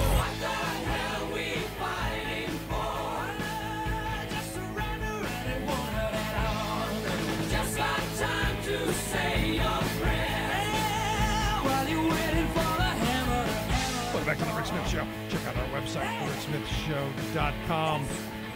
Donald Trump, again, you got to love the tweets, man. You got to love the tweets. He tweeted out just about an hour ago, quote, only the fake news media and Trump enemies want me to stop using social media. 110 million people. Only way for me to get the truth out. No, look, I do not want you to stop using social media at all. Please stop. In fact, sitting in this chair, you make my life so much easier. Because the idiocy, the nonsense, the chaos, the insanity, all of that, front and center, the thin skin, all of that. Please do not. And I don't know who's telling you not to. Could be all of the people who want to be reelected next year and have a Republican image behind their name. I think they're the ones. I think the media, they love the fact that you're dumb enough to tweet out all the nonsense that you do. Honestly. And the enemies, thrilled. Look, tons of fodder. So I think you got it wrong. I think you're flipped. In fact, I think the people around you, I think, hopefully General Kelly, if he wants you to be somewhat functional, will break your cell phone. No more Twitter for you. He also tweeted out this morning that corporations have never made as much money as they are making now. He says, thank you, Stuart Varney, Fox and Friends. Jobs are starting to roar. Watch. And my first thought is, well, let's see that, higher incomes for working people.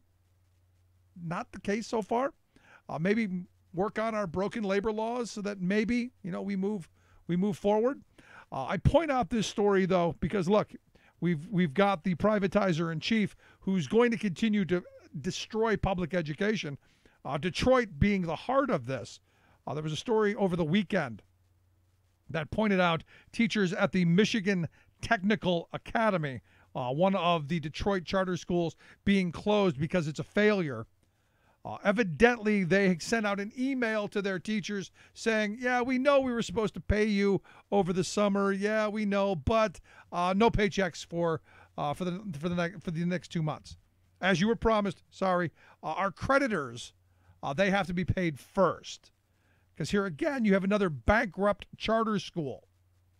And again, I keep coming back to here in Pennsylvania where I live, you've got the same Republican voices and some Democrats pushing for more charter schools. And, oh, hey, let's have colleges and universities. Let them be the authorizers of the school because they know education. Well, guess what? Central Michigan University was the authorizer of this technical academy. And technically, they ran it right into the ground. Not just technically, absolutely. They ran it right into the ground. And you've got the university going, well, it's bad that they're not paying the teachers. Well, we're sorry about that. But here's the thing. They ran this school into the ground, and they owe $16 million in long-term bonds and more money in short-term loans that they can't pay. So what's going to happen? They'll probably file bankruptcy and, they'll move on. The teachers are going to get screwed. There's going to be nothing for them. And we know that. But what about those kids? What about the kids who went to that school for the last couple of years?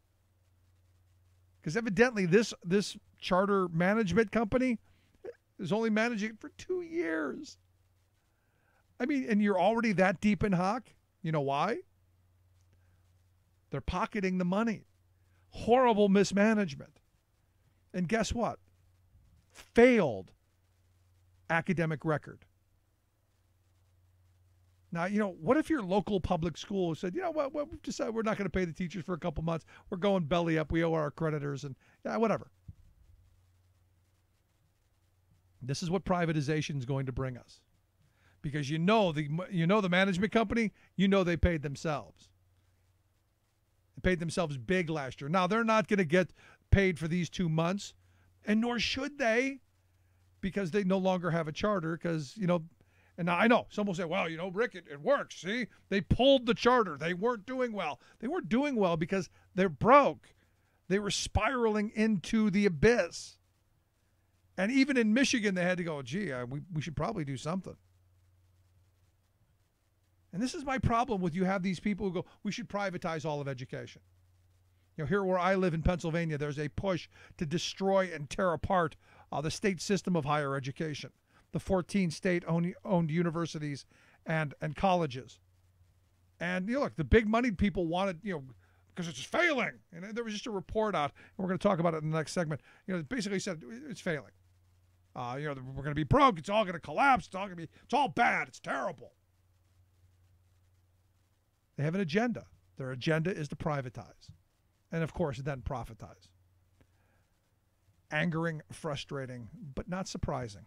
We're going to take a quick break. When we come back, Ken Mash is going to be here. He's the president of APSCUF. They are the union that represents the faculty members at the state system of higher education. Quick break. 10%. Right back with Ken Mash. Own 90% of the wealth. 10% of the people. Own 90% of the wealth. Where do you fit in? Take a look at yourself.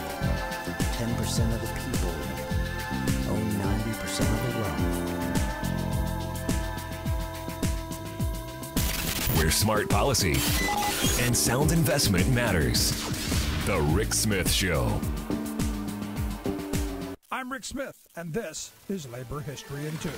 On this day in labor history, the year was 1938. At 8:30 in the morning, union members gathered at the port of Hilo, Hawaii. They were there to protest the docking of a ship with non-union workers, the SS Waialae Alley. The workers came from many unions, including the International Longshoremen and Warehousemen. 1938 was an intensive year for organizing on the Hawaiian docks. Estimates of crowds of workers gathering that day were as many as 800. The workers chanted, "The more we get together, together, together, the more we get together, the better we'll be." They were met by police who used tear gas, fire hoses, bayonets, and bullets to break up the peaceful demonstration. Harry Kamaku, a Chinese Hawaiian labor leader, recounted what he saw, saying, "They shot us down like a herd of sheep. We didn't have a chance. The firing kept up for about 5 minutes. They just kept pumping buckshot and bullets into our bodies. They shot men in the back as they ran. They shot men who were trying to help wounded comrades and women. 50 people were injured due to this brutality. Fortunately, no one lost their life." The events at Hilo became a rallying cry for workers throughout the islands. Joe Kiali Alio, a longshoreman from Honolulu, recalled, "Now these guys would come down here from Hilo, and they would mingle around, and they would talk to us. They shared what they witnessed that day on the docks, and then challenged the Honolulu workers to join the fight." The workers from Hilo said, "The Honolulu port has to organize. We can't do it alone." The University of Hawaii's Center for Labor Education and Research has developed a documentary about the events at Hilo as part of their Rice and Roses series. Labor History in 2 brought to you by the Illinois Labor History Society and The Rick Smith Show. For more information, go to laborhistoryin2.com, like us on Facebook, and follow us on the Twitters at Labor History in 2. Remembering that united we bargain, divided we beg. Rick Smith.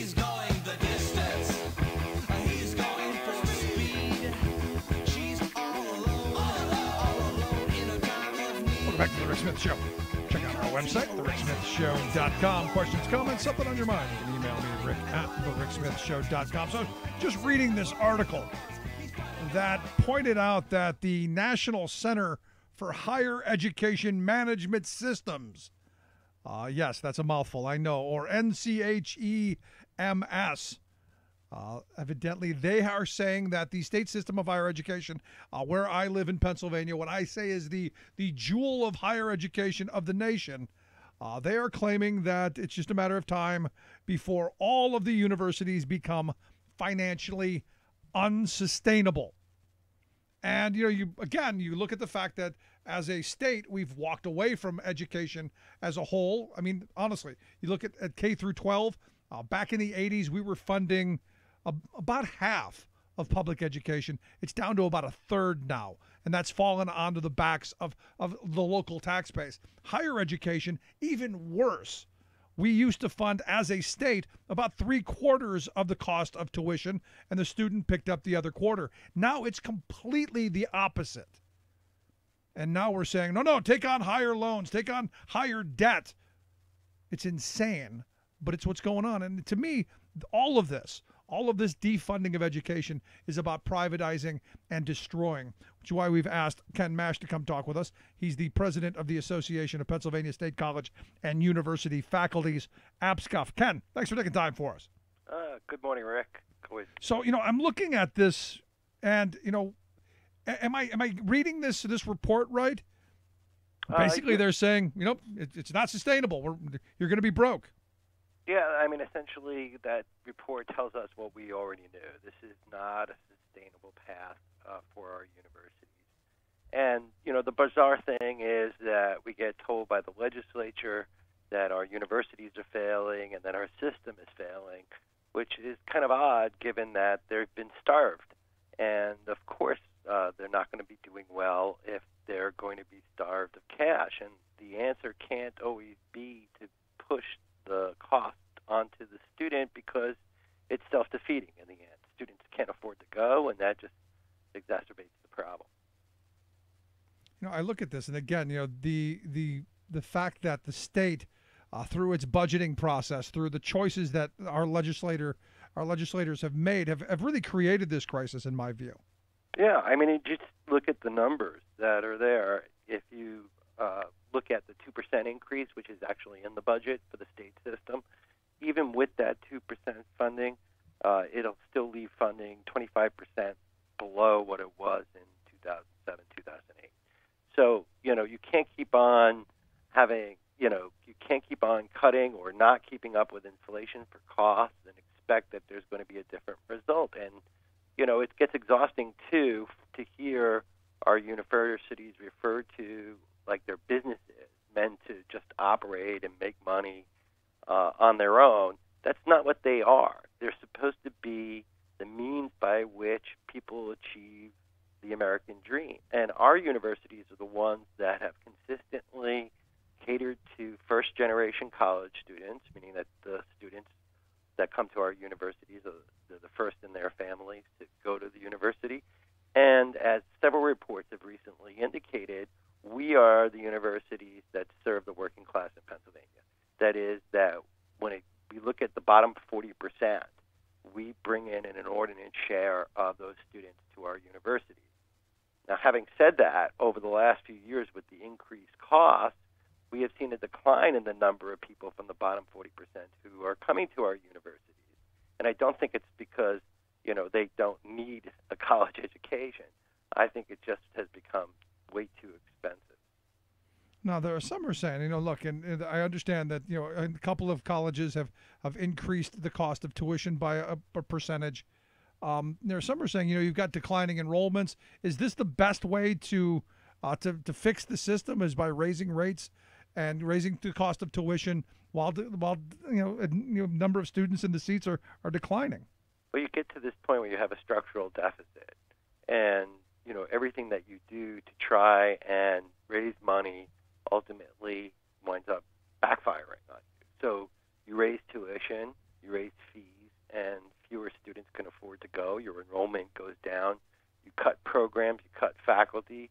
You have less students who can go to those programs, and therefore you lose students. And again, you hurt yourself. We are not designed to be private institutions. We're public universities. The Commonwealth owes it to the working class in this state to provide an opportunity for people to better their lives. And when we see costs going up like they have from 2006 to 2015, and we start seeing 40% increases in the cost, in the total college cost, it's no wonder that students can't afford to go. So for me, the question then becomes this, Ken. Education should be, in my view, something that we as a society fund so that the next generation can have, opportunities to advance and increase knowledge and obviously income and move us forward as a country. Yet we're in this weird world where, you're being told, well, if you want to go to college, it's going to cost you, I guess Millersville was saying it's up to like almost $26,000 a year. To be able to go to a state school, you're basically, it appears to me, pricing kids out of the education that we as a society should want them to have if we're going to move forward. Yeah, I mean, I think people need to completely understand. Look, it was always an expense for people to go to college, even to go to our universities. But it's anachronistic to look backwards and say, hey, I struggled to go to college, because the increases in the cost of going have far exceeded, the rate of inflation. They far exceeded the ordinary expectations of what might go up. So you're right. So that increase at Millersville is a 41% increase since 2006, and that's just asking too much from people. And again, you can't be the universities of the working class, and by the same token, then reduce those opportunities for students. And I do want to point out, too, that our universities consistently do the job they're supposed to do. That is, when you look at the numbers, and there was a report recently by the Pennsylvania Budget and Policy Center, which had pointed out very clearly that our universities take students from the bottom 40%, provide them opportunities, and they move up to the top 60%. But the way that we're going now, you're correct. It's a situation where students have to choose either to take on massive loans if they can get those loans, and then be in debt for possibly decades and not be able to afford to buy a house and not be able to afford to buy a car, or in some instances, and we have seen this on our campuses, that they're making the choice between books and food. And that's not acceptable either. And then the third option is just don't go at all. And that's not a way that our Commonwealth is going to prosper. Yeah, but on the other side of this, shouldn't the larger discussion be, as a society, what do we value in this country? I mean, is investing in the future, is this something we're going to do, or is it really about the here and now? And I look at past generations invested in the future, invested in education. And a moment ago you said, well, people say, well, I struggled. Not at the rate that I'm seeing kids today. I know people who are 40, 50, $100,000 in debt, being 22 years old, not even having a job, and just being massively saddled with a lifetime of debt. And you go, I had debt coming out of college, but it was nothing like that. Yeah, in so many ways, it's penny wise, pound foolish, right? So we don't invest money in public higher education. People take on this debt, and we don't. Therefore, some students who aren't going to be highly educated, which is not attractive for employers to come into the state. And those that do go then wind up spending the first decade or so of their lives giving money to banks and not putting it back into the economy. This is not a structure that really works for people. And, we need to make choices in this Commonwealth that look out for the future. And we need to do something to alleviate that burden on students. So, but here's the thing, Ken, and there are, most of the voices that I hear are in the, if they're failing, it's a very business mentality. Well, if they're failing, we should sell them off, consolidate them, get rid of them, whatever. And I got to wonder about this report. What suggestions does this report that, I guess the state system spent, $400,000 having done? What did they come up with? Well, I think the system paid about $300,000, and then there's supposed to be another $100,000 for the implementation of the report. Okay. I got to tell you that my association is not particularly supportive of hiring high-paid consultants to do work that we think we can do from within, and I don't think necessarily that we got any kind of suggestion that was really mind-blowing as far as being able to move and advance our universities. The biggest suggestion that they made was restructuring our board of governors and making it into a board of regents. And, that's fraught with concern when you talk about opening up the statute that creates the state system, because who knows what will happen when it gets into the legislature. But my biggest concern is I think that all that talk about restructuring and all the rest takes attention away from the real problem. And the real problem is we're just not funding these universities like we used to. And because of that, students are suffering. And, even as we speak right now, an organization called Heeding Cheney's Call is in Philadelphia, and they're having a rally to support Cheney University there. And, Cheney's taken a lot of heat lately. But again, putting blame on Cheney and saying things like close Cheney University or close Mansfield University, what you're doing, these These are not businesses. They're there because we had a commitment to educate the citizens of Pennsylvania. And who gets hurt if those universities close down?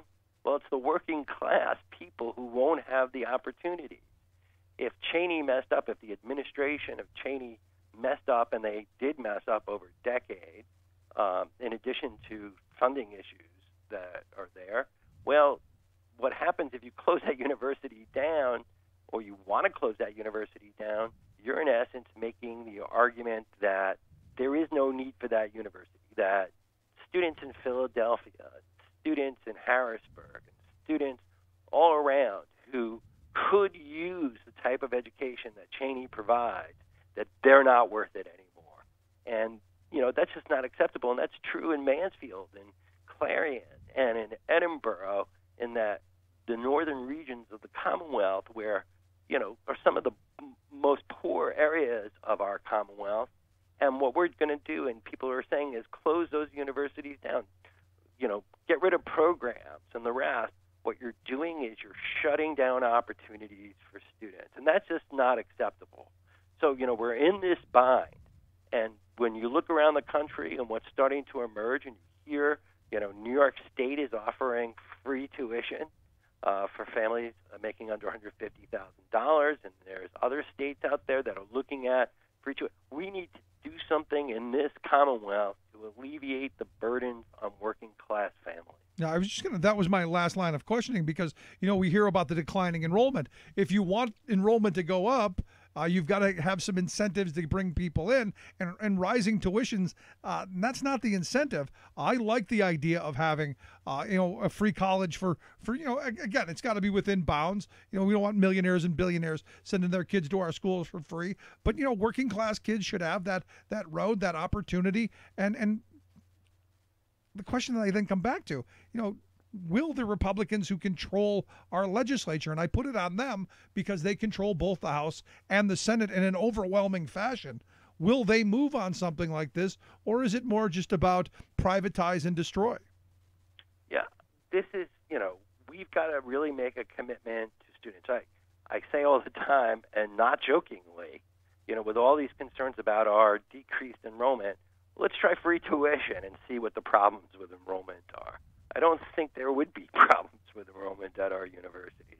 And bear in mind that free tuition is not free college, right? You still have to pay room and board, and the costs of room and board have, gone up substantially, maybe even in like the 70% right since 2000. I mean, you're paying room and board, you're paying fees still, there's still an expense for students. But nevertheless, it takes a commitment on the part of the Commonwealth.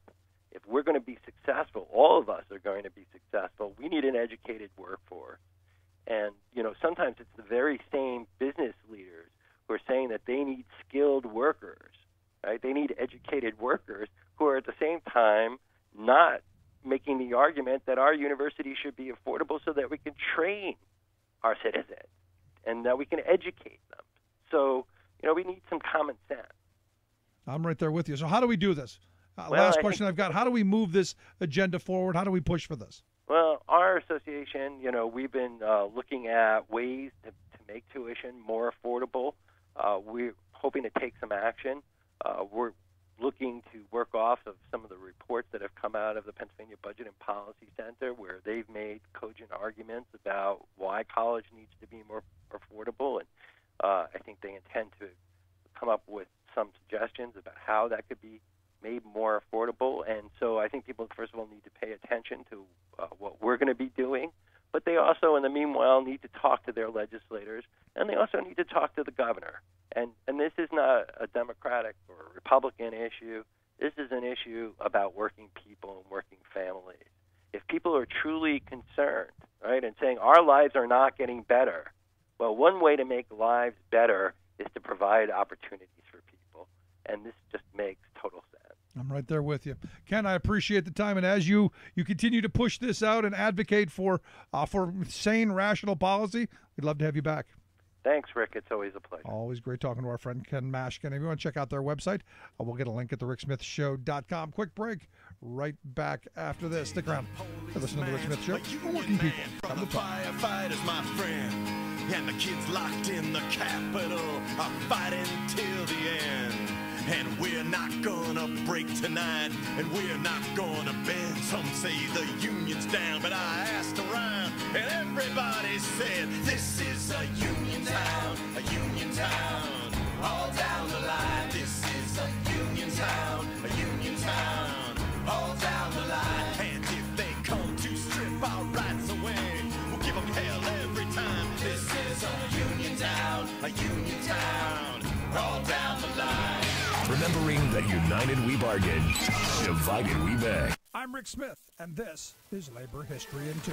On this day in labor history, the year was 1934. That was the day National Guard troops in Minneapolis raided Teamsters Local 574 headquarters. Over 150 were arrested, including top strike leaders Bill Brown and the Dunn brothers, who were imprisoned in military stockades. Troops also seized union records and files. They then raided the Central Labor Union and forcing out dozens of area labor leaders. The Teamsters had been battling the trucking bosses and the Citizens Alliance throughout the spring and summer in what would be a turning point for industrial organizing. Finally, drivers agreed to a tentative settlement, but the bosses rejected any deal, refusing to negotiate with Reds. Farmer Labor Party Governor Floyd Olson declared martial law the next day. 4,000 troops arrived, issuing unlimited military permits to scab drivers. By month's end, over 7,500 scab trucks were rolling throughout the city. Local 574 challenged the martial law, demanding that peaceful picketing and open-air meetings be reinstated. They also wanted troops withdrawn from the city, and they wanted all truck movement halted for 48 hours. When Olson rejected these demands, a mass rally was called for the 31st to mobilize strike support. 25,000 turned out to the parade grounds cheering strike leader Bill Brown, who declared, quote, "The Farmer Labor Party is the best strike-breaking force our union has ever gone up against." Historian Brian Palmer notes, the loudest and longest applause was reserved for Albert Goldman, who thundered, quote, "If we submit without a struggle, then we deserve the fate of submissive slaves. We cannot, we dare not submit. We call upon the workers, organized and unorganized, to clench their fists, shout defiance of the bosses, and struggle until victory or death."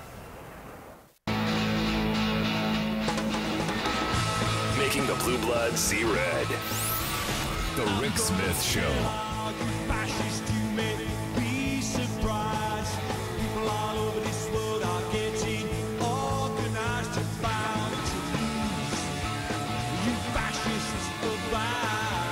Welcome back to The Rick Smith Show. Check out the website, thericksmithshow.com. Questions, comments, something on your mind, you can email me, Rick, at thericksmithshow.com.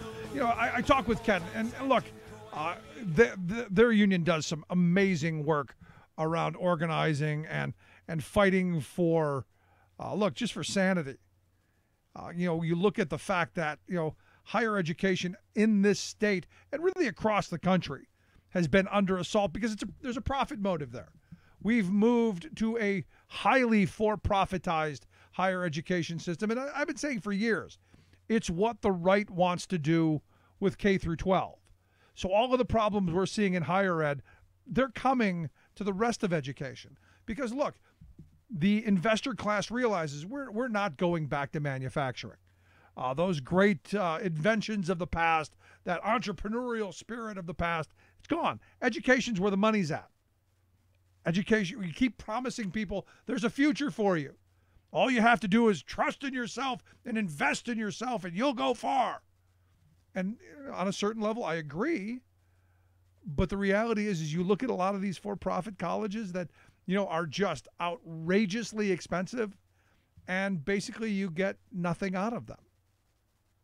But you got a nice piece of paper, but you didn't get anything out of them. And this is where we're moving. I look at the state system where I live, and, as I've said for years, it is the gem of higher education across this country because it does focus on working class kids. I can't tell you how many people I've talked to over the years who've said, you know what, It gave me that chance. It gave me an opportunity to get an education, to be the first in my family. And I remember, a number of years back when Tom Corbett was governor, and they had proposed cutting higher education by more than half. Let that sink in. Their proposal was to cut higher education funding by more than half. I think it was like 55%. And obviously there were people protesting and rallying, and I was out there on the Capitol steps with all of these kids. And I before I went to speak at the rally, there was a kid who was standing behind me, and he told me the story of his parents. He said, look, my father started trying to go to college, but ran out of money. He couldn't afford it, so he had to go home, and he had to go back to the mill. My grandfather did this, and then my father, he tried to go to college. He couldn't afford it, so he had to go back to the mill. The sad reality is, if I can't make this, there's no mill for me to go back to. And he's been sold that the only chance that he has is to get this golden ticket, to get this education. That we as a society have said, you have to have this. And now Ken, and look, I love Ken. I love the App Scout. I love them. At the end of the day, education to me is about more than just training future workers. I mean, we've been put into this mindset. For me, it's about critical thinking. It's about learning how to learn. It's about being a participant in democracy, being an active, thoughtful, critical thinking citizen. That's first, then skilled, trained worker. And this is where the corporate mentality has moved us into, it's no longer our responsibility to train the workers that we need. And, look, I'm not that old. I still remember where you could get an entry-level job and the employer would train you the way they wanted you to do a job and move you forward. So the education that you brought with you was not so much geared towards them specifically. It was geared towards, hey, I need to figure out, I need to know that I can learn and know that I can do things if I'm taught. And the employers took that ability and they tethered that towards what they needed. We don't do that anymore. Employers now look at academics, now look at education as, you come to us with all the skills that we need from you, or don't come at all. We'll go get H-1B visas. And you look at this and you go, is this the wave of the future? Everything going to be online, everything going to be privatized, everything going to be for profit. And I push back on the for-profit part. Look, education is not a money-making venture. Education is something that we as a society do for the future of this country, do for our children and our grandchildren, for the future, so that this country can move forward and continue as it has from the past. Every generation, going back 100 years, looked at their children and said, you're going to do better than I did. You are going to have the opportunities that I never had. Every person who I've ever talked to who, they go back to that day that their child was born. And I was one of them. I looked at my daughter when she was first born and I said, you know what? You're not going to suffer like I had to. You're not going to have, roadblocks in the way. We're going to do everything for you that you have every opportunity possible. That every door will be open, that every opportunity will be there. You're going to have the chances that I never had. And every parent does that. Yet we have a legislature who's saying, sorry, we're broke. Your responsibility, you deal with it. We need to give tax breaks to rich people. We need to fund the millionaires and the billionaire class. We need corporate tax breaks. It's insane. It's ridiculous. And at some point, the hope is that we wake up from this nightmare and say, you know what, we do want to invest in the future. We do want to invest in education, in infrastructure, so that tomorrow is a brighter day, so that our kids inherit something much better than we got. And look, we got it pretty good. It's that simple. Anyway, if you missed any of today's program, thericksmithshow.com. That's where you go to get the podcast. The Rick Smith Show app on the smartphone. Take the program on the go wherever you go. And as always, you can email me, Rick, at thericksmithshow.com. Love to hear your thoughts, comments, questions. Have a great day. We'll see you back here tomorrow.